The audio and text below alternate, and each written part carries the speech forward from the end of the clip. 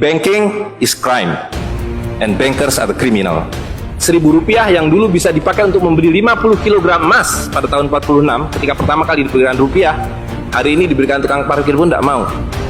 Maka mereka ganti gambarnya dengan Soekarno-Hatta, nolnya ditambah 2 menjadi 100.000. Yang 99.000 dari mana?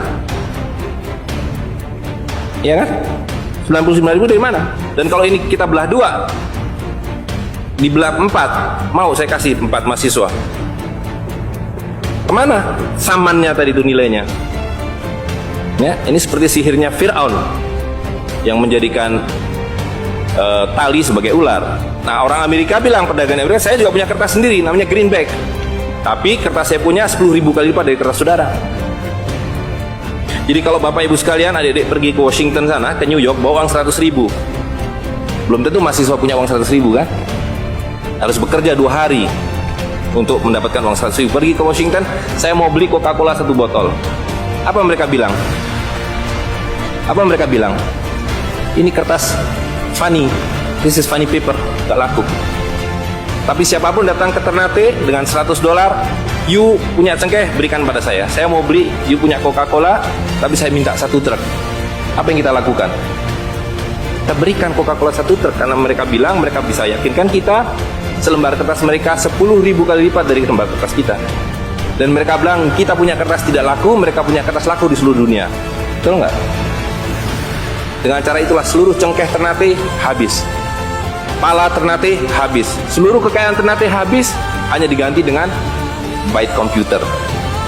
Dengan cara itulah kemiskinan dan pemiskinan dilakukan oleh para bankir. Jadi banking is crime and bankers are the criminal. Kalau kita tadi punya uang 100.000, di sini ada 1 handphone, maka berapa harga handphone ini? Ceteris paribus kata ekonom. Maka harga handphone ini ada 100.000, ya kan? Tapi ketika ini digelembungkan menjadi 2 juta, sementara sumber daya alamnya tetap, berapa harga handphone ini? Menjadi 2 juta. Dan itu mereka bilang inflasi. Jadi inflasi adalah kebohongan. Karena uang kertas adalah penipuan, worthless, no value, dicetak makin banyak, nilainya merosot.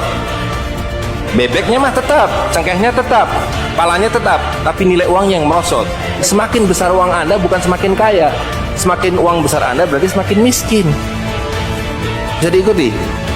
Maka ketika terjadi krismon, rupiah makin tidak laku, harus dibikin uang 100.000. Dan sekarang uang 100.000 sudah mulai tidak laku. Ibu-ibu sudah komplain kalau pergi ke pasar dengan 100.000, betul nggak Bu? Saya tidak bisa beli apa-apa ini. Maka mereka 2 pilihannya. Pilihan pertama adalah mereka akan mencetak uang 200.000, 500.000. Tapi tidak mungkin, komputer sudah nggak bisa menghitung, kalkulator nggak bisa menghitung, hang, terlalu banyak nolnya. Pilihan kedua adalah digunduli nolnya, redenominasi. Jadi redenominasi itu bukan untuk mengatasi inflasi, tapi untuk menutupi inflasi. Jadi itu adalah pengelabuan di atas pengelabuan, di atas pengelabuan, di atas pengelabuan.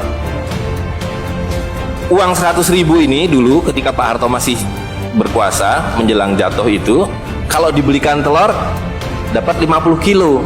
Masih ada yang ingat gak Bu? Kalau ibu-ibu ingat pasti. 1 kilo telur harganya Rp2.000. Begitu Pak Harto jatuh, dibilang ini gara-gara krismon, uangnya sama, walaupun ini belum ada waktu itu, karena ini masih 50.000 aja udah besar waktu itu. Uang yang sama dengan telur yang sama, tiba-tiba dibawa ke pasar, saya mau beli telur. Bu, hari ini tidak dapat 50 kilo lagi, hari ini cuma dapat 13 kilo. Karena daya belinya telur sekarang 7.500. Dan hari ini kalau di pasar Ternate berapa Bu harga telur sekilo? Hari ini di Jakarta 20.000. Dan telurnya sama, 1 kilo itu isinya 16 butir, 17 butir, 18 butir, uangnya sama. Tapi hari ini kalau dibelikan telur hanya dapat 5 kilo. Kemana yang 45 kilo? Itu yang mereka rampok. Itu yang mereka rampok dengan melalui apa yang mereka sebut inflasi. Tapi sebenarnya dengan cara penggelembungan uang. Uang kertas itu dimunculkan bersama dengan konsep negara nasional plus hutang negara. You boleh merdeka, tapi you miskin. Rakyat penyakitan, rakyatmu bodoh. Tapi jangan khawatir, saya punya uang. Sekolahkan rakyatmu, bikin pembangunan, saya kasih hutang. Iya kan? Nah, jadi tugas pemerintah itu, republik, adalah satu, mengambil hutang dari bank, menghabiskan utang itu melalui apa yang disebut APBN. Lalu dulu mereka tanya, jadi bagaimana saya membuat APBN? Jangan khawatir, sekolah kan anak-anak perintar kamu ke Berkeley, ke Chicago, ke Harvard. Mereka dididik untuk membuat pembangunan. Lalu dikasih paket hutang dan diajari kalau nggak bisa kirim konsultan seperti John Perkins dan sejenisnya. Lalu ada satu pertanyaan, bagaimana kami membayar hutang kami kalau begitu? Mereka bilang, you punya 200 juta rakyat, pajaki rakyat kalian. Pajaki rakyat kalian. Kalian punya pala, punya cengkeh, habisi hutang kalian. Karena you membayar hutang, kalau kita hutang 5 miliar dolar setiap tahun, apa mereka kasih berkoper-koper dolar? Apa yang mereka kasih ke kita? Mereka hanya mengetik di komputer 5 miliar dolar, ting, masuk ke Bank Indonesia. Nanti Bank Indonesia tinggal kirim ting ke Bappenas, Bappenas ting ke departemen-departemen itu. Tapi ketika kita mau membayar hutang mereka, bisa kita mengetik di komputer 5 miliar dolar, ting, dibiarkan ke Bank Dunia? Gak bisa, you mesti punya devisa. Dari mana kami punya devisa? You mesti beli dolar kami. Caranya tebang hutan kalian, habisi boksit kalian, habisi mineral kalian. Betul nggak? Nah, jadi itulah yang terjadi di dalam sistem Fir'aun sekarang ini, bahwa pemerintah itu didesain hanya untuk mengambil hutang dari bank, menghabiskan melalui APBN dan proyek, kemudian memajaki rakyat. Karena itu pajak semakin hari semakin tinggi, semakin banyak, semakin tinggi, semakin banyak.